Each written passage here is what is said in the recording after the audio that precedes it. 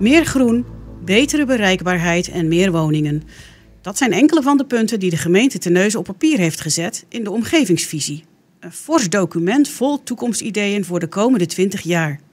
Er staan stevige uitspraken in, volgens het college van burgemeester en wethouders. Dinsdagmiddag werd dit papierwerk gepresenteerd. Is het een droomplaatje of is het echt wel haalbaar? Het is een visie, dus dat betekent dat je een punt op de horizon zet, waarbij we de hoofdlijnen aangeven waar we met Terneuzen naartoe willen. Dat een belangrijk onderdeel daarvan is toch de vergroening, het behoud van het Weidse landschap wat wij in het Terneuzen hebben. En dat in combinatie met toch de economische factor van de kanaalzone.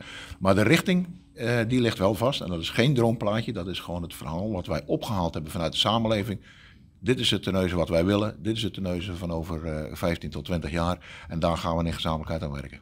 Ja, u heeft het over vergroening, maar ook over woningbouw, dat er heel veel woningen bij moeten komen. Nou, we hebben natuurlijk al een tijdje geleden uitgesproken dat we in Zeeuws-Vlaanderen door moeten groeien. In die zin dat we toch wat extra inwoners nodig hebben om datgene wat we in het Zeeuws-Vlaams hebben opgebouwd aan voorzieningen, om die ook in stand te kunnen houden. Dus de vergrijzing die hier plaatsvindt, de dubbele vergrijzing waar we het wel eens over hebben. Dus de 80-plussers neemt een dusdanige hoeveelheid in dat we zeggen van ja, daar moet je wel maatregelen op nemen. Nou, dat kan je alleen doen inderdaad dat er ook jonge mensen deze kant uitkomen. Dus we moeten doorgroeien. En die mensen kunnen we alleen naar deze kant faciliteren door enerzijds te zorgen dat er voorzieningen zijn en anderzijds dat er ook voldoende woningen zijn. En senioren spelen daar gewoon een belangrijke rol in, want langzaam maar zeker is dat het hoogste percentage van inwoners van Nederland is boven een bepaalde leeftijd. Ja, en dan die senioren in Zeeuws-Vlaanderen, kunnen die straks de trein pakken? We hebben de insteek om toch ook het personenvervoer vanuit Terneuzen te faciliteren. Dus we zijn volop bezig ook met de Vlaamse overheid aan het kijken hoe gaan we ook dat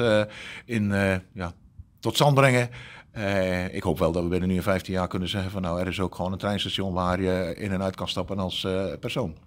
En hoe zit het met het andere openbaar vervoer in de regio?